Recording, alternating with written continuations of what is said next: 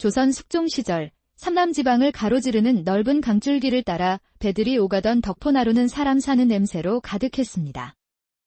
쌀과 목화, 도자기를 실은 상선들이 드나들고 장사치들과 나그네들이 분주히 오가는 이곳에서 뱃사공 하우는 하루하루를 살아가고 있었습니다. 하우는 19나이에 부모를 여의고 고깃배를 물려받아 강과 더불어 살아온 지 어언 10년이 흘렀습니다. 이제는 29의 장정이 되었으나 그의 손바닥은 여전히 거칠고 투박했습니다. 매일같이 강물에 닿는 노를 젓고 그물을 끌어올리는 생활이 그의 손에 남긴 흔적이었습니다. 포구주막을 지키는 노파가 아침 안주를 내어주며 말을 건넸습니다. 하서방, 오늘도 일찍 나왔구먼. 하우는 묵묵히 고개만 끄덕이고는 막걸리 한 사발을 단숨에 들이켰습니다. 그의 침묵은 무뚝뚝함이 아니라 강물처럼 깊고 조용한 성정에서 비롯된 것이었습니다. 옆자리에 앉은 다른 뱃사공이 걱정스레 하늘을 올려다보며 말했습니다. 오늘은 비가 또 올 모양이야. 강물도 불어나고 배 띄우기 위험하지 않겠나.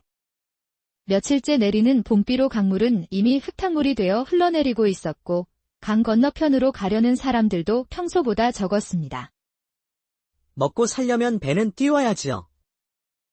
하우의 대답은 짧았습니다. 그는 사람이 많든 적든 비가 오든 바람이 불든 강물이 고요하든 사납든 관계없이 배를 띄웠습니다. 그것이 그의 삶이었고 그가 아는 유일한 생존 방식이었으니까요. 주막을 나와 나루터로 향하던 하우의 귀에 저 멀리서 들려오는 소란스러운 소리가 들렸습니다. 강 건너편에서 여럿이 모여 무언가를 찾는 듯한 외침이 들려왔습니다. 하우는 잠시 걸음을 멈추고 귀를 기울였습니다. 저기 있다. 저 여인이다. 어서 잡아라.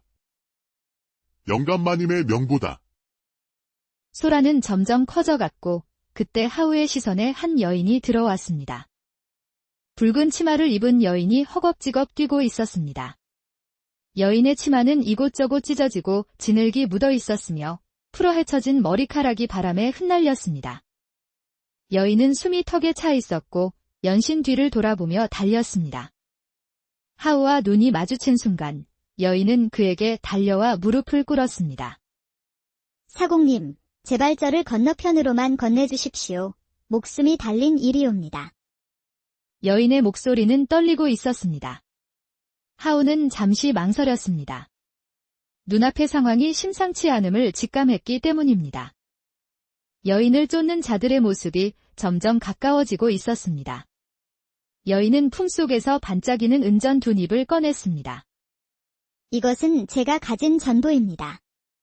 제발 살려주십시오. 하우는 은전보다 여인의 눈에 담긴 절박함을 보았습니다. 그 눈빛에는 공포와 함께 강한 생의 의지가 담겨 있었습니다. 하우는 더 이상 망설이지 않고 여인의 손을 잡아 자신의 작은 배로 이끌었습니다. 어서 타시오. 배에 오르자마자 하우는 노를 잡고 강심으로 배를 밀어 넣었습니다. 봄비로 불어난 강물은 평소보다 훨씬 사나웠고 흙탕물은 배 주위로 거세게 휘돌았습니다. 여인은 배 안쪽에 몸을 낮추고 앉아 떨고 있었습니다. 저기, 배 타고 간다. 어서 다른 배를 구해라. 강 건너편에서 외치는 소리가 들렸지만 하우는 그 어느 때보다도 힘차게 노를 저었습니다. 불어난 강물과 맞서 싸우며 그는 배를 강 건너편으로 밀어갔습니다. 물안개가 자욱한 강 위에서 여인은 연신 뒤를 돌아보며 불안에 떨었습니다. 강 중간쯤 왔을 때 갑자기 배가 크게 흔들렸습니다. 봄철 불어난 강물이 만든 소용돌이에 배가 휘말린 것입니다. 하우는 이를 악물고 노를 저었고 여인은 놀라 비명을 지르며 배의 가장자리를 움켜쥐었습니다. 움직이지 마시오. 곧 지나갈 것이오. 하우의 단단한 목소리에 여인은 겨우 안정을 찾았습니다. 그의 굳건한 팔힘과 노련한 솜씨로 배는 소용돌이를 빠져나와 다시 강을 가로질러 나아갔습니다. 마침내 배가 건너편 나루에 도착했을 때 여인은 안도의 한숨을 내쉬었습니다. 하우는 배를 안전하게 묶고 여인에게 손을 내밀었습니다. 이제 안전하오. 어디로 가실 생각이요? 사실 갈 곳이 없습니다.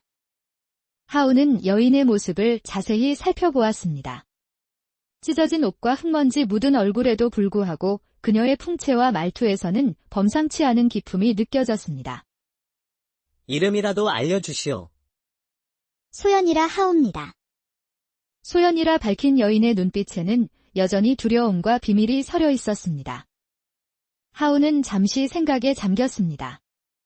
이대로 여인을 내버려 둔다면 쫓아오는 자들에게 다시 잡힐 것이 분명했습니다. 잠시 제 집에 머무르시오. 쫓아오는 자들이 떠날 때까지. 하우의 말에 소연은 놀란 눈으로 그를 바라보았습니다.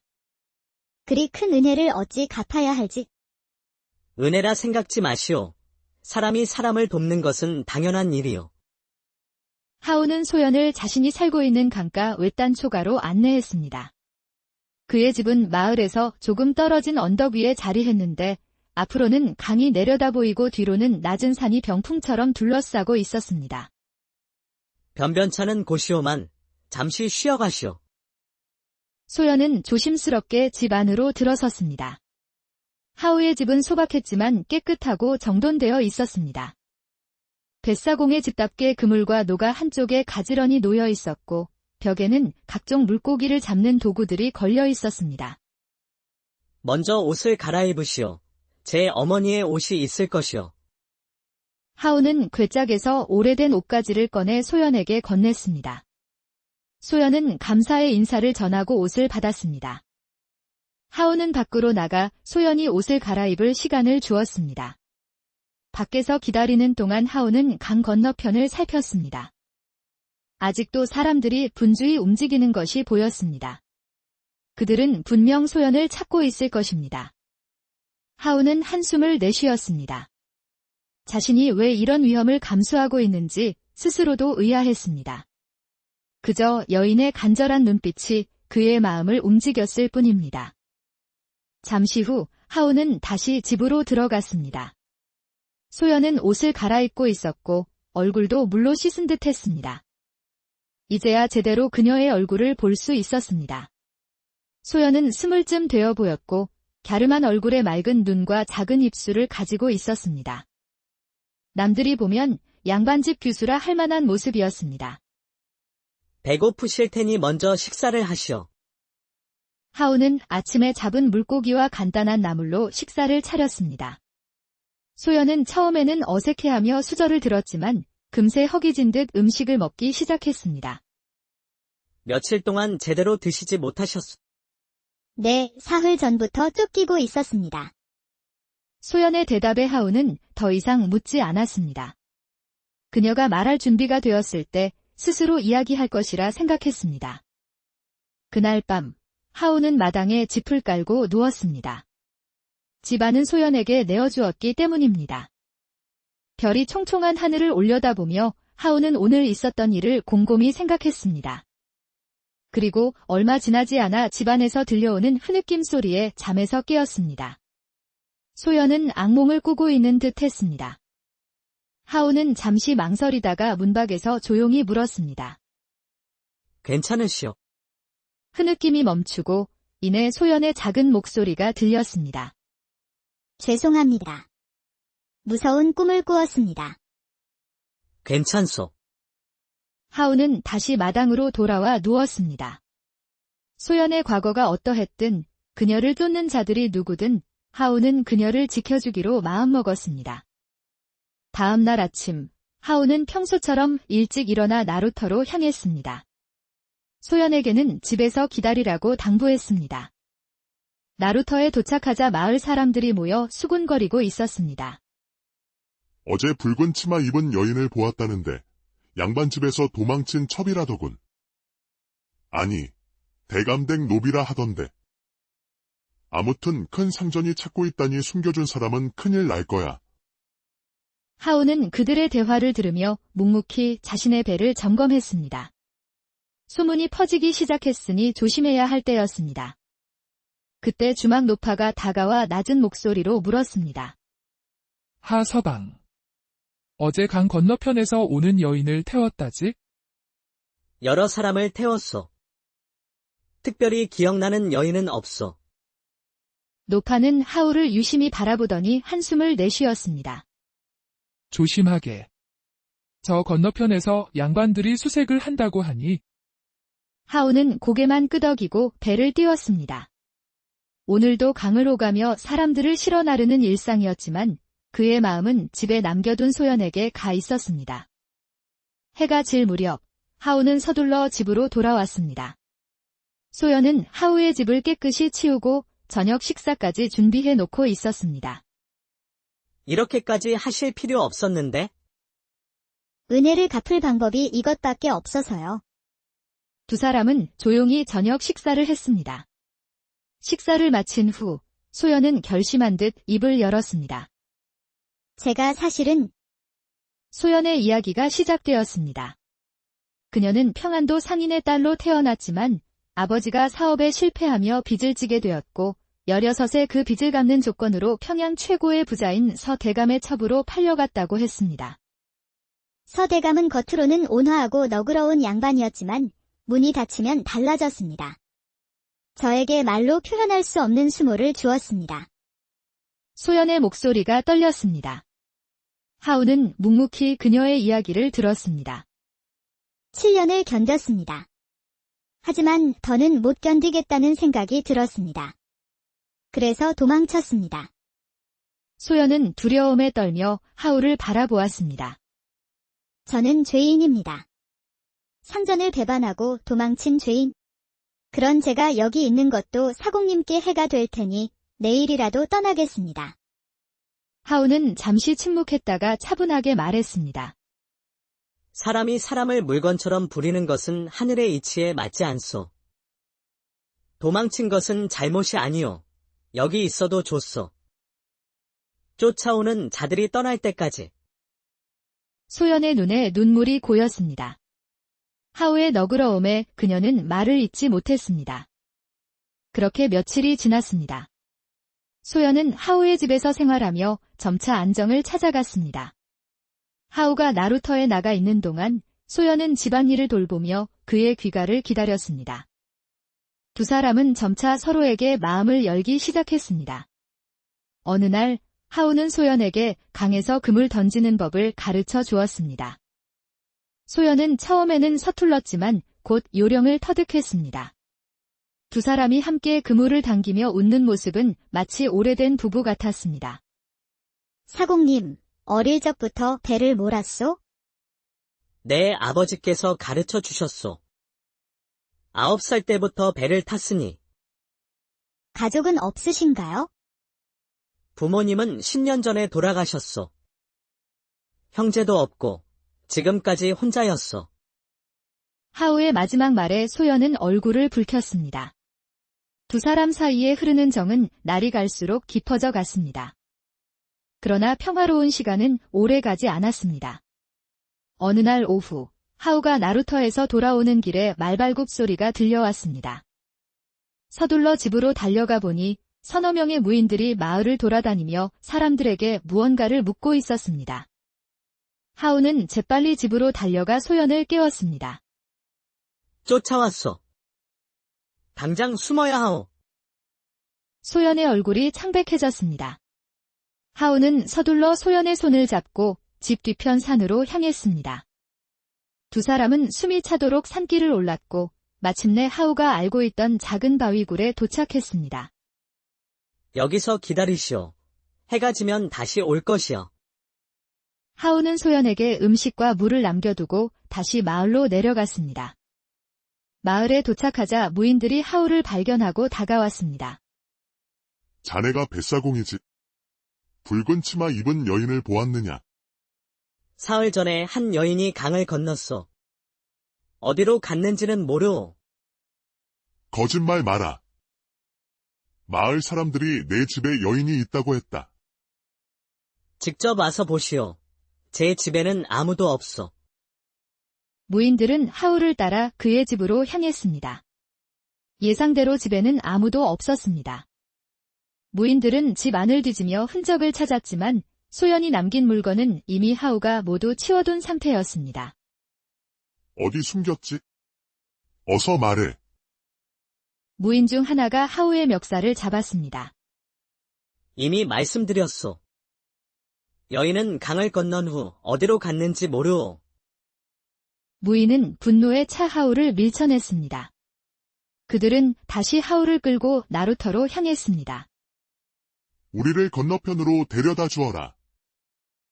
거기서부터 다시 찾겠다. 하우는 배를 준비했습니다. 그의 계획은 무인들을 강 건너편으로 데려간 후 소연을 데리고 다른 곳으로 도망치는 것이었습니다. 하지만 무인들은 그가 생각한 것보다 더 영악했습니다. 너 혼자 가지 마라. 우리 중 둘은 이쪽에 남아 계속 찾을 것이다. 하우의 계획이 틀어졌습니다. 그는 어쩔 수 없이 무인 둘을 태우고 강을 건너기 시작했습니다.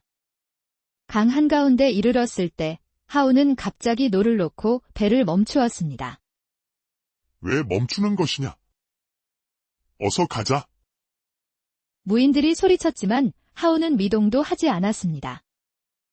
강심에서 배가 멈추면 매우 위험하오.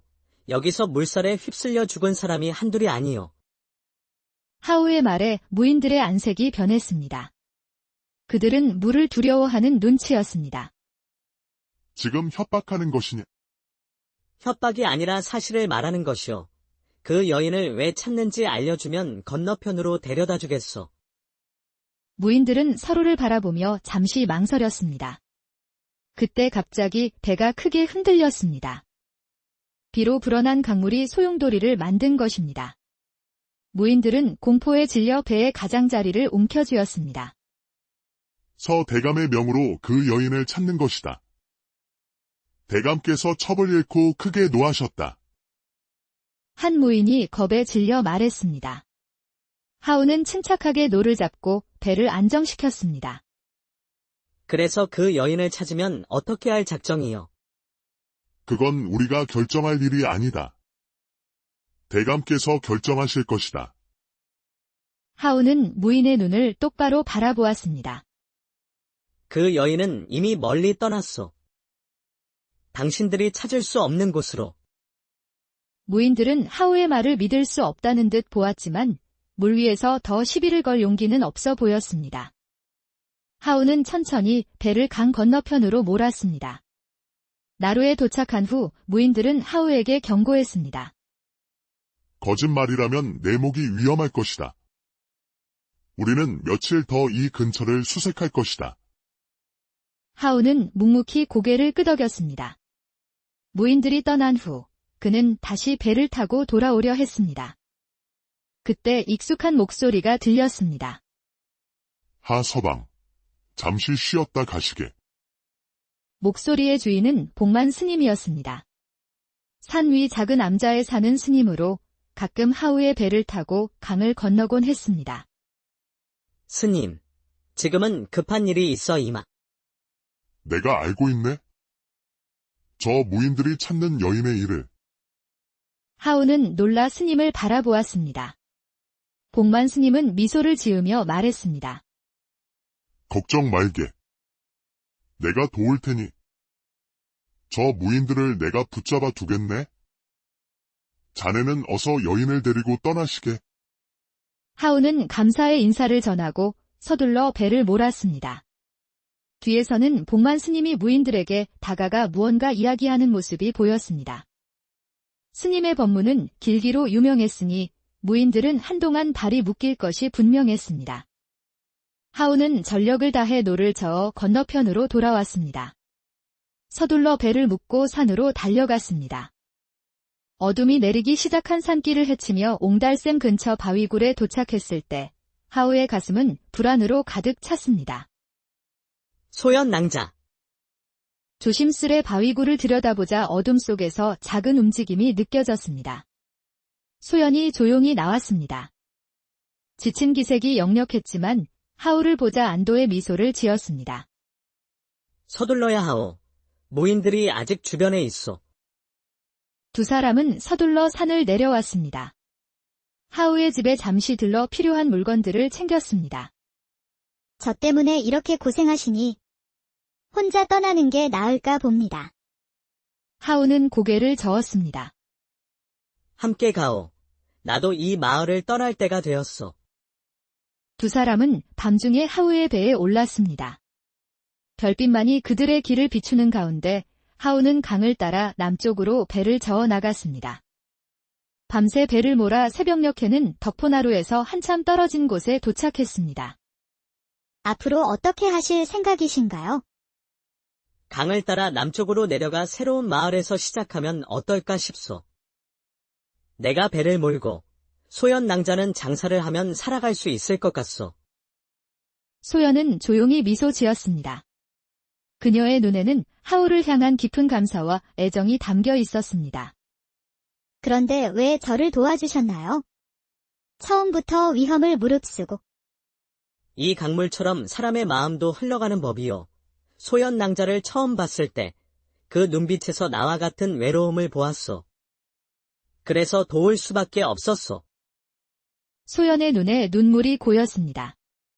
그녀는 조용히 하우의 손을 잡았고 두 사람은 말없이 서로의 온기를 느꼈습니다. 그 순간 동쪽 하늘이 밝아오기 시작했습니다. 새로운 날의 시작이었습니다.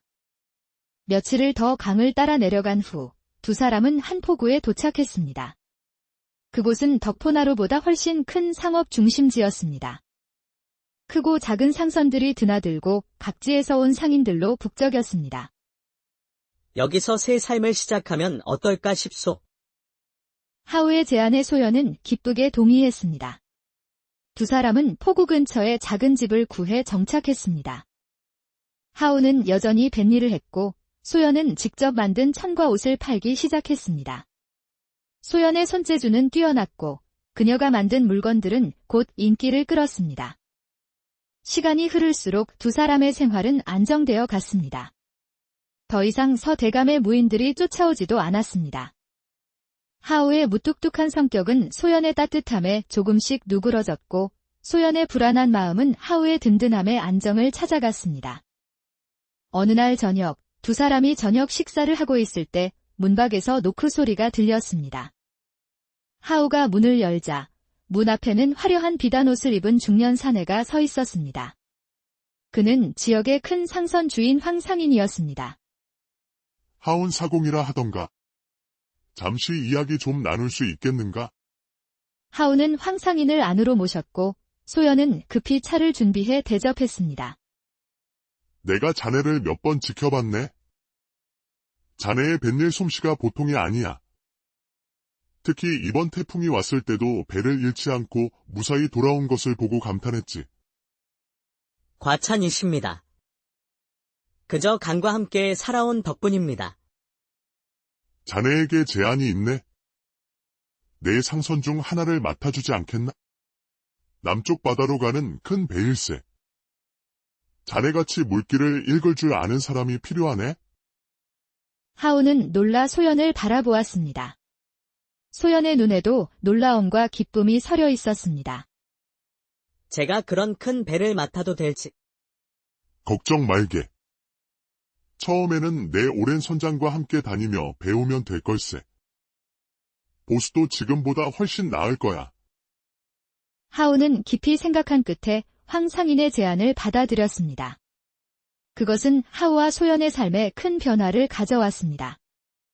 하우는 이제 작은 나룻배가 아닌 큰 상선을 이끄는 선장이 되었고, 소연은 황상인의 도움으로 더 큰 규모의 옷감 가게를 열 수 있었습니다. 시간이 흘러 하우가 황상인의 상선을 맡은 지 2년, 그는 이제 상선대장으로 여러 배를 관리하게 되었습니다. 소연의 사업도 번창하여 여러 명의 일꾼을 두게 되었습니다. 두 사람의 삶은 완전히 달라졌습니다.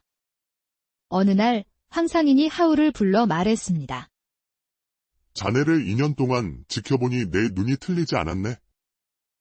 자네는 타고난 선장이야. 그리고 내가 하나 제안이 있네. 황상인은 잠시 말을 멈추고 하우를 바라보았습니다. 나에게는 딸이 하나 있네. 자네를 마음에 들어 하는 것 같아. 만약 자네가 내 사위가 된다면 내 모든 상선과 사업을 물려줄 생각이네. 하우는 놀라 말을 잇지 못했습니다. 황상인의 제안은 그의 예상을 완전히 벗어난 것이었습니다. 저는 이미 소연 낭자와 마음을 나누었습니다. 비록 혼례를 올리지 않았지만 저희는 부부와 다름없습니다. 그럴 줄 알았네. 하지만 한번 생각해보게. 자네의 미래를 위해서. 과분한 제안에 감사드립니다만 제 마음은 변함이 없을 것이옵니다. 그러나 이 호의는 잊지 않겠습니다. 그날 저녁, 하우는 소연에게 황 상인의 제안을 이야기했습니다. 소연의 얼굴이 창백해졌습니다. 어떻게 하실 생각이세요? 하우는 소연의 손을 꼭 잡았습니다. 내 선택은 이미 정해져 있소. 낭자와 함께하는 것, 그것이 내 운명이요. 소연의 눈에 눈물이 고였습니다. 그녀는 하우의 품에 안겼습니다. 제가 서방님의 발목을 잡는 것은 아닌지. 낭자가 내 곁에 있어주는 것, 그것이 내게는 가장 큰 행복이요. 그로부터 몇 달 후, 하우와 소연은 정식으로 혼례를 올렸습니다. 비록 화려한 혼례는 아니었지만 두 사람의 가슴은 행복으로 가득 찼습니다. 혼례 날 밤, 소연은 하우에게 말했습니다. 가끔은 꿈만 같습니다. 그날 덕포나루에서 도망치던 제가 이렇게 행복해질 줄이야. 운명이라는 강물은 때로는 거칠고 때로는 잔잔하지만 항상 우리를 어딘가로 이끌어가는 법이요. 낭자와 내가 만난 것도, 이렇게 함께하게 된 것도 모두 운명이었소. 소연은 행복한 미소를 지으며 하우의 품에 안겼습니다. 창밖으로는 달빛이 강물에 반사되어 은빛으로 빛나고 있었습니다. 세월이 흘러 하우와 소연은 세 자녀를 두었고 그들의 사업은 나날이 번창했습니다. 하우는 이제 10척이 넘는 상선을 거느린 큰 상선주가 되었고 소연은 남쪽 지방에서 가장 큰 옷감 상점의 주인이 되었습니다. 어느 해 봄, 하우와 소연은 덕포나루를 다시 찾았습니다. 그곳은 여전히 사람들로 붐비지만 두 사람에게는 이제 먼 추억의 장소가 되어 있었습니다. 여기서 처음 만났던 나를 기억하시오. 어찌 잊을 수 있겠습니까? 그날 서방님이 없었다면 저는 하우는 소연의 말을 가로막으며 그녀의 손을 잡았습니다. 운명은 참 이상한 것이오. 한 사람의 작은 선택이 어떤 결과를 가져올지 아무도 모르는 법이지요. 두 사람은 나란히 서서 강물을 바라보았습니다. 봄날의 햇살 아래 강물은 반짝이며 흘러갔습니다. 가끔은 아직도 그들이 저를 찾고 있지 않을까 두렵습니다. 하우는 소연의 어깨를 감싸 안았습니다. 이제는 두려워할 필요가 없소.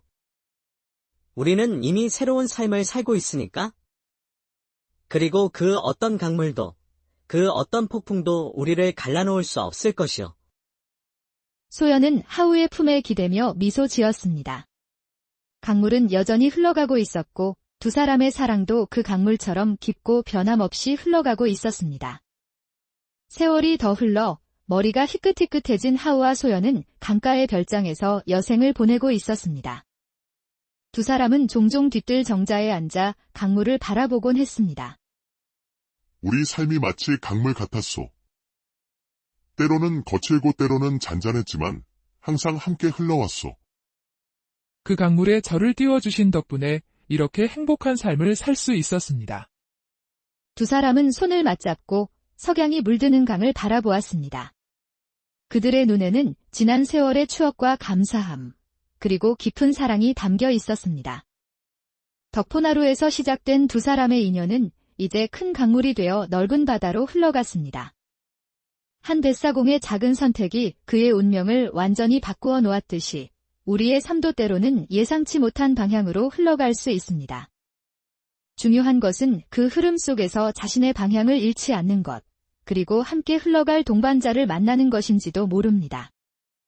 그 강가에는 하우와 소연의 이야기가 전설처럼 남아 도망 나온 여인을 거두어 운명이 바뀐 뱃사공의 이야기로 조선 숙종 시절 삼남지방을 가로지르는 넓은 강줄기를 따라 배들이 오가던 덕포나루는 사람 사는 냄새로 가득했습니다. 쌀과 목화, 도자기를 실은 상선들이 드나들고 장사치들과 나그네들이 분주히 오가는 이곳에서 뱃사공 하우는 하루하루를 살아가고 있었습니다. 하우는 19 나이에 부모를 여의고 고깃배를 물려받아 강과 더불어 살아온 지 어언 10년이 흘렀습니다. 이제는 29의 장정이 되었으나 그의 손바닥은 여전히 거칠고 투박했습니다. 매일같이 강물에 닿는 노를 젓고 그물을 끌어올리는 생활이 그의 손에 남긴 흔적이었습니다. 포구 주막을 지키는 노파가 아침 안주를 내어주며 말을 건넸습니다. 하서방, 오늘도 일찍 나왔구먼. 하우는 묵묵히 고개만 끄덕이고는 막걸리 한 사발을 단숨에 들이켰습니다. 그의 침묵은 무뚝뚝함이 아니라 강물처럼 깊고 조용한 성정에서 비롯된 것이었습니다. 옆자리에 앉은 다른 뱃사공이 걱정스레 하늘을 올려다보며 말했습니다. 오늘은 비가 또 올 모양이야. 강물도 불어나고 배 띄우기 위험하지 않겠나. 며칠째 내리는 봄비로 강물은 이미 흙탕물이 되어 흘러내리고 있었고 강 건너편으로 가려는 사람들도 평소보다 적었습니다. 먹고 살려면 배는 띄워야지요. 하우의 대답은 짧았습니다. 그는 사람이 많든 적든 비가 오든 바람이 불든 강물이 고요하든 사납든 관계없이 배를 띄웠습니다. 그것이 그의 삶이었고 그가 아는 유일한 생존 방식이었으니까요. 주막을 나와 나루터로 향하던 하우의 귀에 저 멀리서 들려오는 소란스러운 소리가 들렸습니다. 강 건너편에서 여럿이 모여 무언가를 찾는 듯한 외침이 들려왔습니다. 하우는 잠시 걸음을 멈추고 귀를 기울였습니다. 저기 있다. 저 여인이다. 어서 잡아라. 영감마님의 명보다.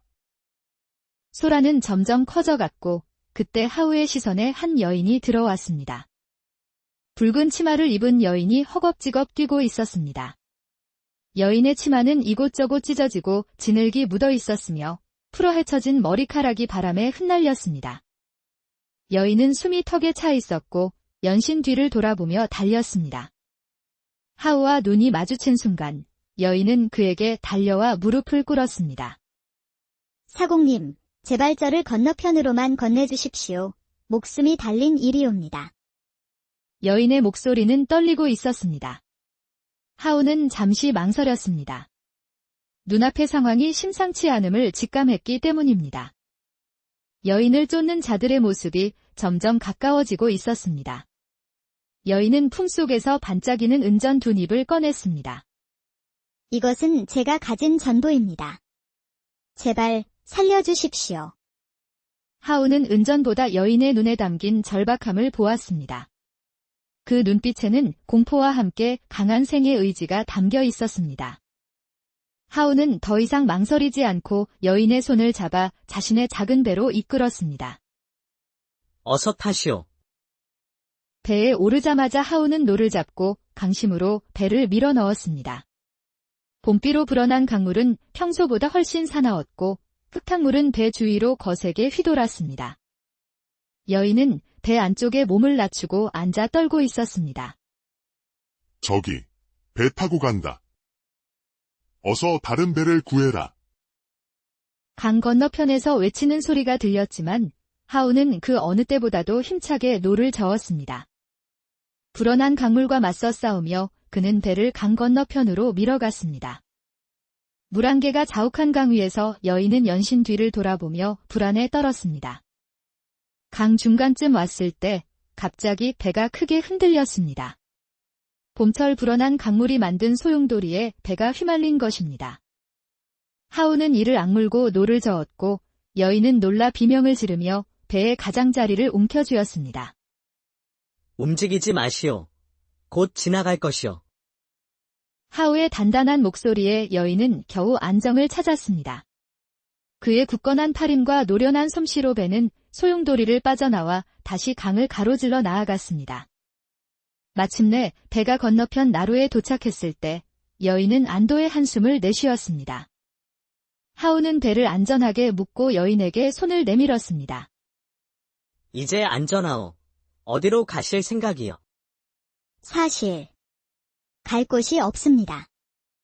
하우는 여인의 모습을 자세히 살펴보았습니다. 찢어진 옷과 흙먼지 묻은 얼굴에도 불구하고 그녀의 풍채와 말투에서는 범상치 않은 기품이 느껴졌습니다. 이름이라도 알려주시오. 소연이라 하옵니다. 소연이라 밝힌 여인의 눈빛에는 여전히 두려움과 비밀이 서려 있었습니다.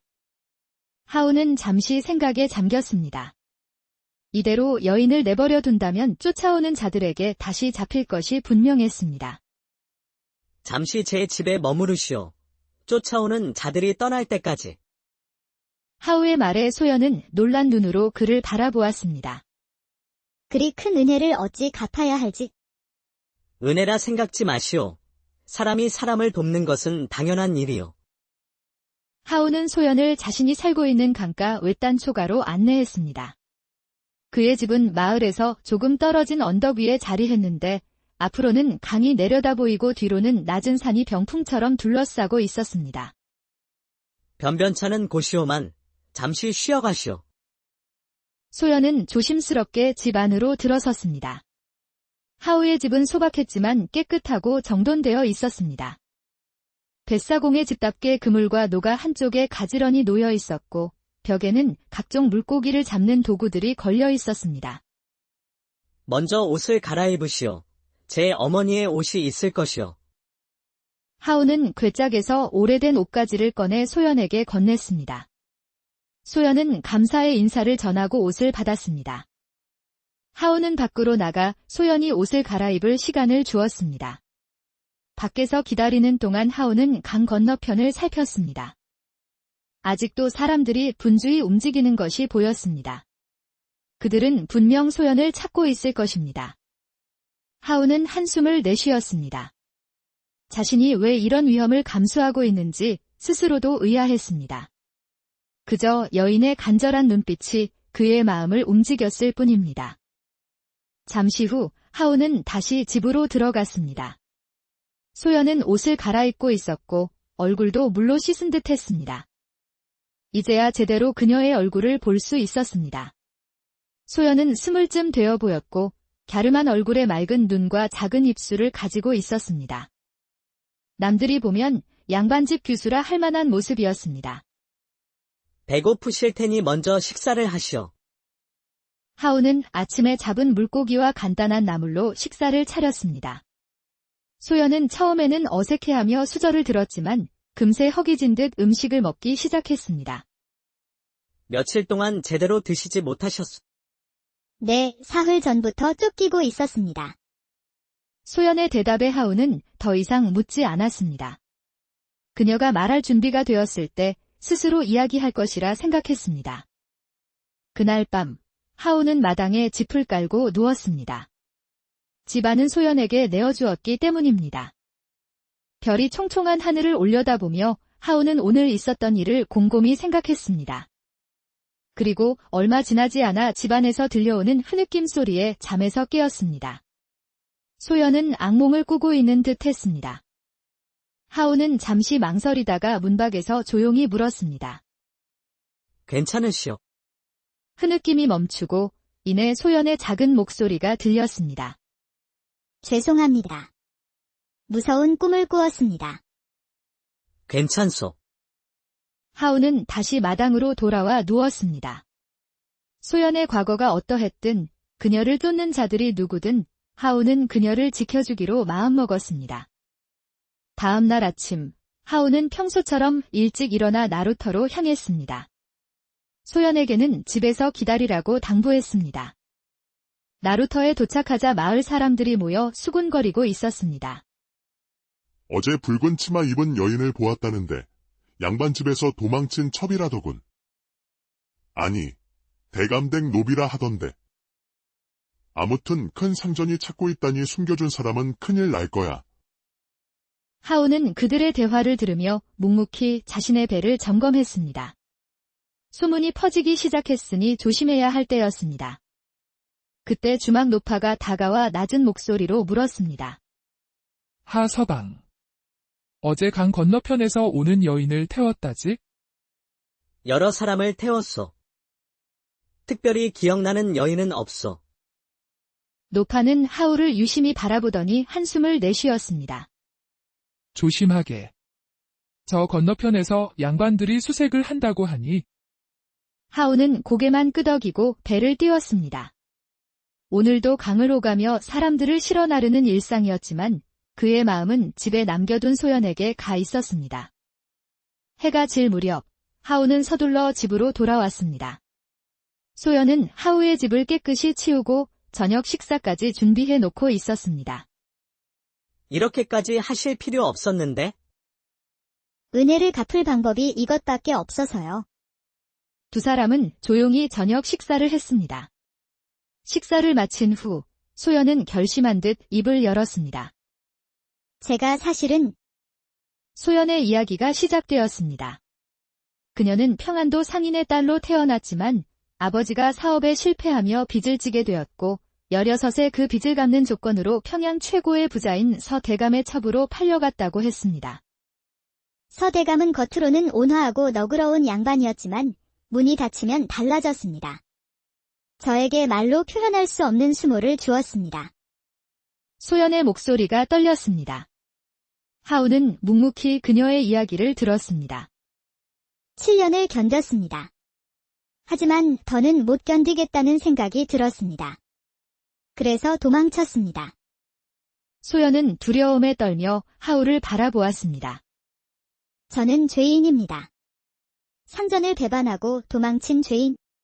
그런 제가 여기 있는 것도 사공님께 해가 될 테니 내일이라도 떠나겠습니다. 하우는 잠시 침묵했다가 차분하게 말했습니다. 사람이 사람을 물건처럼 부리는 것은 하늘의 이치에 맞지 않소. 도망친 것은 잘못이 아니오.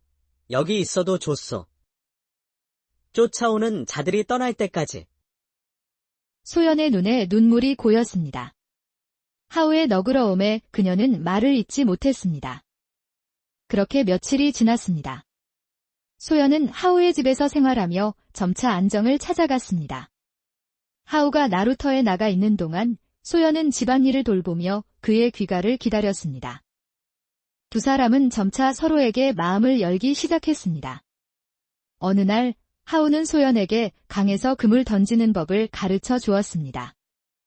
소연은 처음에는 서툴렀지만 곧 요령을 터득했습니다. 두 사람이 함께 그물을 당기며 웃는 모습은 마치 오래된 부부 같았습니다. 사공님, 어릴 적부터 배를 몰았소? 내 아버지께서 가르쳐 주셨소. 9살 때부터 배를 탔으니. 가족은 없으신가요? 부모님은 10년 전에 돌아가셨소. 형제도 없고 지금까지 혼자였소. 하우의 마지막 말에 소연은 얼굴을 붉혔습니다. 두 사람 사이에 흐르는 정은 날이 갈수록 깊어져 갔습니다. 그러나 평화로운 시간은 오래 가지 않았습니다. 어느 날 오후, 하우가 나루터에서 돌아오는 길에 말발굽 소리가 들려왔습니다. 서둘러 집으로 달려가 보니 서너 명의 무인들이 마을을 돌아다니며 사람들에게 무언가를 묻고 있었습니다. 하우는 재빨리 집으로 달려가 소연을 깨웠습니다. 쫓아왔소. 당장 숨어야 하오. 소연의 얼굴이 창백해졌습니다. 하우는 서둘러 소연의 손을 잡고 집 뒤편 산으로 향했습니다. 두 사람은 숨이 차도록 산길을 올랐고 마침내 하우가 알고 있던 작은 바위굴에 도착했습니다. 여기서 기다리시오. 해가 지면 다시 올 것이요. 하우는 소연에게 음식과 물을 남겨두고 다시 마을로 내려갔습니다. 마을에 도착하자 무인들이 하우를 발견하고 다가왔습니다. 자네가 뱃사공이지. 붉은 치마 입은 여인을 보았느냐? 사흘 전에 한 여인이 강을 건넜소. 어디로 갔는지는 모르오. 거짓말 마라. 마을 사람들이 내 집에 여인이 있다고 했다. 직접 와서 보시오. 제 집에는 아무도 없소. 무인들은 하우를 따라 그의 집으로 향했습니다. 예상대로 집에는 아무도 없었습니다. 무인들은 집 안을 뒤지며 흔적을 찾았지만 소연이 남긴 물건은 이미 하우가 모두 치워둔 상태였습니다. 어디 숨겼지? 어서 말해. 무인 중 하나가 하우의 멱살을 잡았습니다. 이미 말씀드렸소. 여인은 강을 건넌 후 어디로 갔는지 모르오. 무인은 분노에 차 하우를 밀쳐냈습니다. 그들은 다시 하울을 끌고 나루터로 향했습니다. 우리를 건너편으로 데려다 주어라. 거기서부터 다시 찾겠다. 하울은 배를 준비했습니다. 그의 계획은 무인들을 강 건너편으로 데려간 후 소연을 데리고 다른 곳으로 도망치는 것이었습니다. 하지만 무인들은 그가 생각한 것보다 더 영악했습니다. 너 혼자 가지 마라. 우리 중 둘은 이쪽에 남아 계속 찾을 것이다. 하울의 계획이 틀어졌습니다. 그는 어쩔 수 없이 무인 둘을 태우고 강을 건너기 시작했습니다. 강 한가운데 이르렀을 때 하울은 갑자기 노를 놓고 배를 멈추었습니다. 왜 멈추는 것이냐? 어서 가자. 무인들이 소리쳤지만 하울은 미동도 하지 않았습니다. 강심에서 배가 멈추면 매우 위험하오. 여기서 물살에 휩쓸려 죽은 사람이 한둘이 아니오. 하울의 말에 무인들의 안색이 변했습니다. 그들은 물을 두려워하는 눈치였습니다. 지금 협박하는 것이냐? 협박이 아니라 사실을 말하는 것이오. 그 여인을 왜 찾는지 알려주면 건너편으로 데려다 주겠소. 무인들은 서로를 바라보며 잠시 망설였습니다. 그때 갑자기 배가 크게 흔들렸습니다. 비로 불어난 강물이 소용돌이를 만든 것입니다. 무인들은 공포에 질려 배의 가장자리를 움켜쥐었습니다. 서대감의 명으로 그 여인을 찾는 것이다. 대감께서 첩을 잃고 크게 노하셨다. 한 무인이 겁에 질려 말했습니다. 하울은 침착하게 노를 잡고 배를 안정시켰습니다. 그래서 그 여인을 찾으면 어떻게 할 작정이요? 그건 우리가 결정할 일이 아니다. 대감께서 결정하실 것이다. 하울은 무인의 눈을 똑바로 바라보았습니다. 그 여인은 이미 멀리 떠났소. 당신들이 찾을 수 없는 곳으로. 무인들은 하울의 말을 믿을 수 없다는 듯 보았지만 물 위에서 더 시비를 걸 용기는 없어 보였습니다. 하울은 천천히 배를 강 건너편으로 몰았습니다. 나루에 도착한 후 무인들은 하울에게 경고했습니다. 거짓말이라면 내 목이 위험할 것이다. 우리는 며칠 더 이 근처를 수색할 것이다. 하울은 묵묵히 고개를 끄덕였습니다. 무인들이 떠난 후 그는 다시 배를 타고 돌아오려 했습니다. 그때 익숙한 목소리가 들렸습니다. 하서방, 잠시 쉬었다 가시게. 목소리의 주인은 복만 스님이었습니다. 산 위 작은 암자에 사는 스님으로 가끔 하우의 배를 타고 강을 건너곤 했습니다. 스님, 지금은 급한 일이 있어 이마. 내가 알고 있네? 저 무인들이 찾는 여인의 일을. 하우는 놀라 스님을 바라보았습니다. 복만 스님은 미소를 지으며 말했습니다. 걱정 말게. 내가 도울 테니. 저 무인들을 내가 붙잡아 두겠네? 자네는 어서 여인을 데리고 떠나시게. 하우는 감사의 인사를 전하고 서둘러 배를 몰았습니다. 뒤에서는 복만 스님이 무인들에게 다가가 무언가 이야기하는 모습이 보였습니다. 스님의 법문은 길기로 유명했으니 무인들은 한동안 발이 묶일 것이 분명했습니다. 하우는 전력을 다해 노를 저어 건너편으로 돌아왔습니다. 서둘러 배를 묶고 산으로 달려갔습니다. 어둠이 내리기 시작한 산길을 헤치며 옹달샘 근처 바위굴에 도착했을 때 하우의 가슴은 불안으로 가득 찼습니다. 소연 낭자. 조심스레 바위굴을 들여다보자 어둠 속에서 작은 움직임이 느껴졌습니다. 소연이 조용히 나왔습니다. 지친 기색이 역력했지만 하우를 보자 안도의 미소를 지었습니다. 서둘러야 하오. 무인들이 아직 주변에 있어. 두 사람은 서둘러 산을 내려왔습니다. 하우의 집에 잠시 들러 필요한 물건들을 챙겼습니다. 저 때문에 이렇게 고생하시니 혼자 떠나는 게 나을까 봅니다. 하우는 고개를 저었습니다. 함께 가오. 나도 이 마을을 떠날 때가 되었어. 두 사람은 밤중에 하우의 배에 올랐습니다. 별빛만이 그들의 길을 비추는 가운데 하우는 강을 따라 남쪽으로 배를 저어 나갔습니다. 밤새 배를 몰아 새벽녘에는 덕포나루에서 한참 떨어진 곳에 도착했습니다. 앞으로 어떻게 하실 생각이신가요?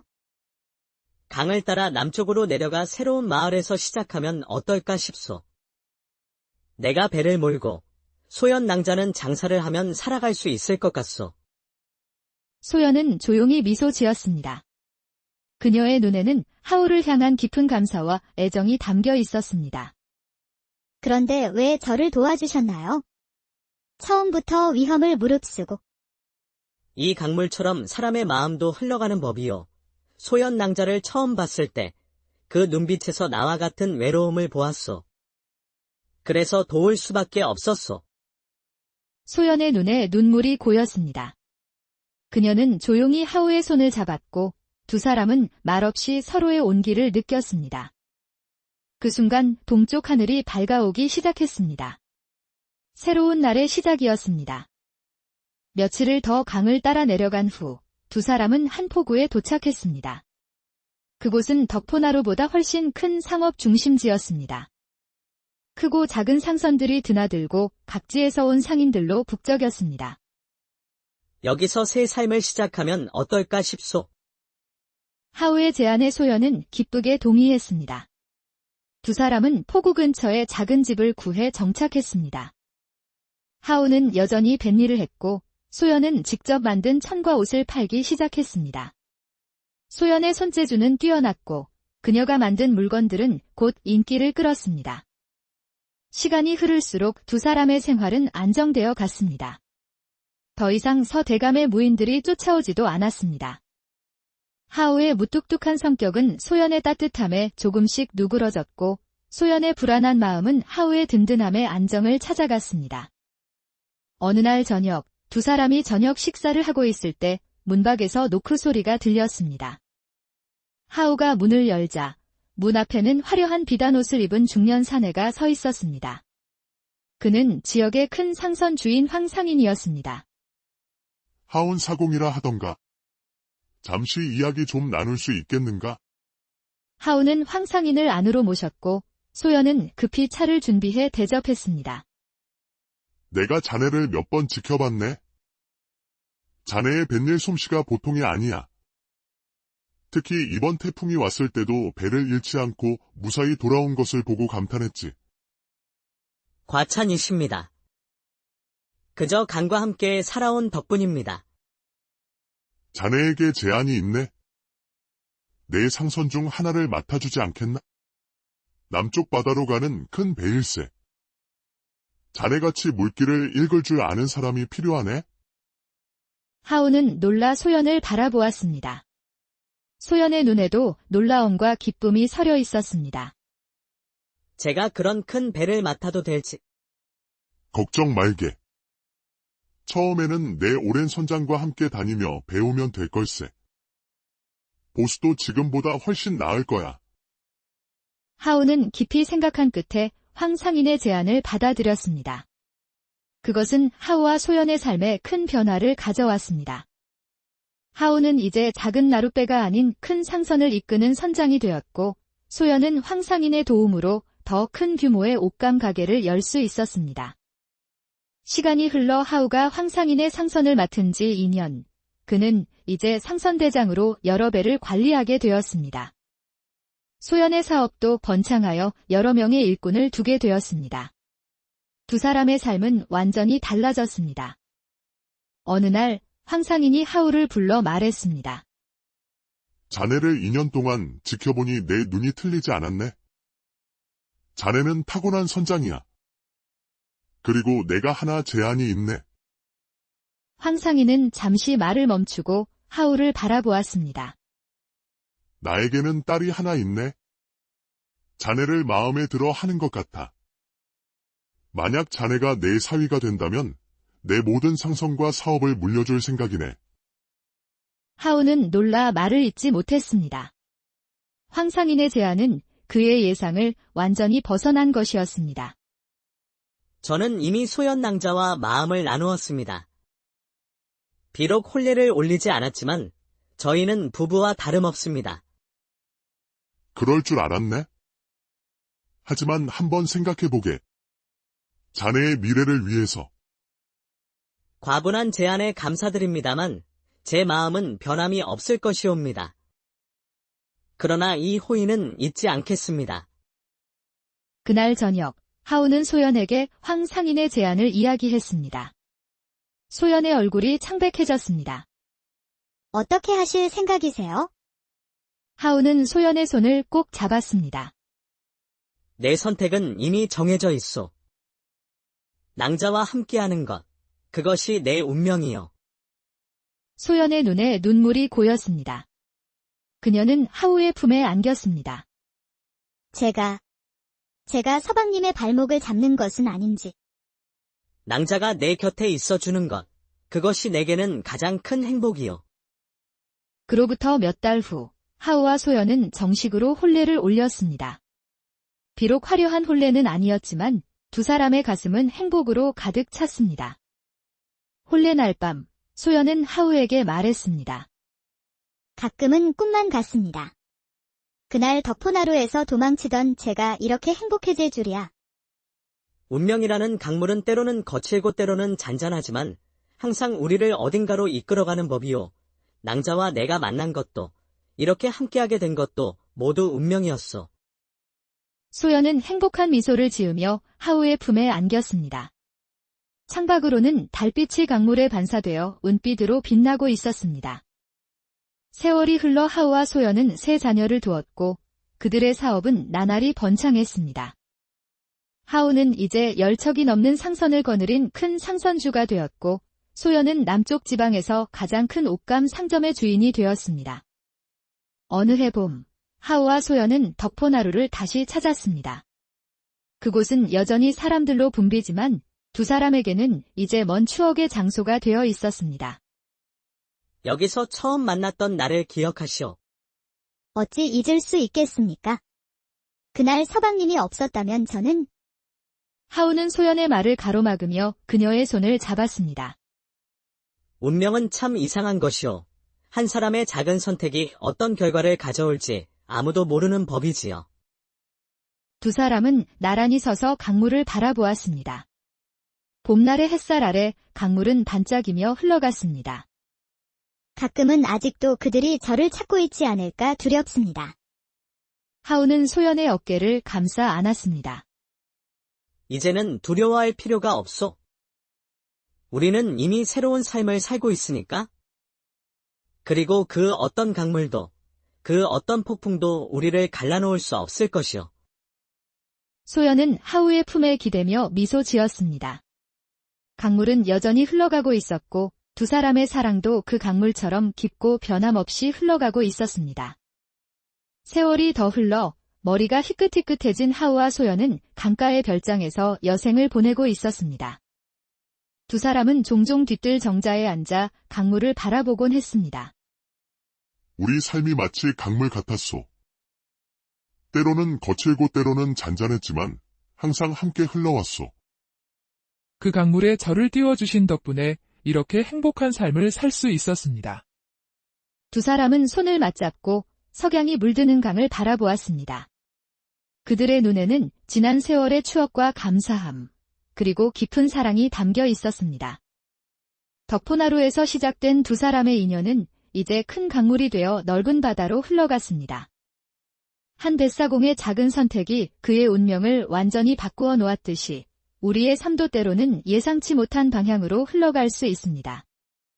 중요한 것은 그 흐름 속에서 자신의 방향을 잃지 않는 것, 그리고 함께 흘러갈 동반자를 만나는 것인지도 모릅니다. 그 강가에는 하우와 소연의 이야기가 전설처럼 남아 도망 나온 여인을 거두어 운명이 바뀐 뱃사공의 이야기로 조선 숙종 시절 삼남지방을 가로지르는 넓은 강줄기를 따라 배들이 오가던 덕포나루는 사람 사는 냄새로 가득했습니다. 쌀과 목화, 도자기를 실은 상선들이 드나들고 장사치들과 나그네들이 분주히 오가는 이곳에서 뱃사공 하우는 하루하루를 살아가고 있었습니다. 하우는 19 나이에 부모를 여의고 고깃배를 물려받아 강과 더불어 살아온 지 어언 10년이 흘렀습니다. 이제는 29의 장정이 되었으나 그의 손바닥은 여전히 거칠고 투박했습니다. 매일같이 강물에 닿는 노를 젓고 그물을 끌어올리는 생활이 그의 손에 남긴 흔적이었습니다. 포구 주막을 지키는 노파가 아침 안주를